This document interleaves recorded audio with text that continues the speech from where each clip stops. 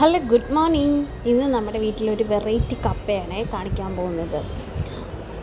അപ്പോൾ ഇതൊന്ന് നോക്കി, ഇത്രയും വലിയ കപ്പ നിങ്ങൾ കണ്ടിട്ടുണ്ടോ? നമ്മുടെ വീട്ടുവളപ്പിൽ സ്വന്തമായിട്ട് വളർന്ന കപ്പയാണ്. വിഷമൊന്നുമില്ല, മരുന്ന് അടിച്ചിട്ടില്ല, നല്ല സമ്പൂർണ്ണ നാടനാണ്. ഈ കപ്പയുടെ പ്രത്യേകത എന്താണെന്നറിയാം? വളരെ സോഫ്റ്റാണ്, വേവിച്ചാൽ പൊള്ളി ടേസ്റ്റാണ്. ചിപ്സ് ആക്കാനും പുഴുങ്ങാനും കറി വെക്കാനും സൂപ്പറാണ്. അതിൻ്റെ ഉള്ളൊക്കെ നല്ല വെളുത്ത് നല്ല ഇരിക്കും. ഇങ്ങനെ വെളുത്ത് നിറഞ്ഞുള്ള കപ്പ കിട്ടാൻ നല്ല കെയർ വേണം. വീട്ടിൽ ഓർഗാനിക്കായി വളർത്തിയത് കൊണ്ടാണ് ടേസ്റ്റ് കിട്ടില്ല കേട്ടോ.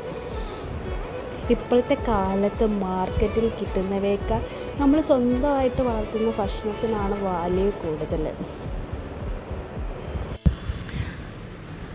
അപ്പം നമ്മുടെ ഈ കപ്പയുണ്ടല്ലോ, നമ്മൾ തലേ ദിവസം തന്നെ പറിച്ചു വെച്ചു. നമുക്കുണ്ടായിരുന്ന കപ്പ മുഴുവൻ നമ്മൾ പറിച്ചു. പിറ്റേ ദിവസം അത് വെള്ളത്തിലിട്ട്, തലേ ദിവസം തന്നെ വെള്ളത്തിലിട്ട് പിറ്റേ ദിവസം അതെടുത്ത് നമ്മൾ നീളത്തിൽ ചെറുതായിട്ട് കട്ട് ചെയ്തതിന് ശേഷം വീണ്ടും നമ്മളൊന്നും കൂടെ വാഷ് ചെയ്തിട്ട് നമ്മളത് തിളപ്പിച്ചെടുക്കുക. അത് കുറച്ച് നേരം അത് വേവാവണ്ട, നമ്മൾ ജസ്റ്റ് ഒന്ന് വാട്ടിയെടുക്കുക. വാട്ടിയെടുത്തതിന് ശേഷം വീണ്ടും നമ്മളത് പായയിൽ കൊണ്ടിട്ട് വെയിലത്തിട്ട് ഉണക്കും.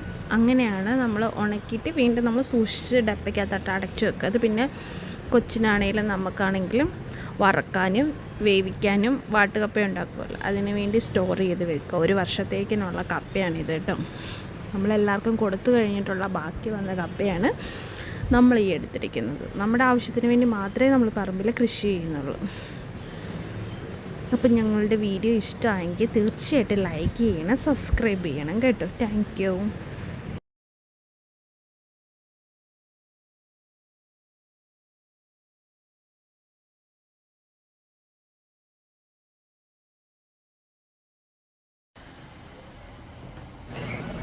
നമ്മുടെ വീട്ടിൽ വേറെ ഒരു വെറൈറ്റി രൂപത്തിലുള്ളൊരു കപ്പ ഉണ്ടായിട്ടുണ്ട്. എല്ലാവരും ഇത് കണ്ടിട്ട് നിങ്ങൾക്ക് എന്താ തോന്നിയെന്നുള്ളത് കമൻറ്റ് ചെയ്യണേ. അതെന്ത് ഷേപ്പാണേ?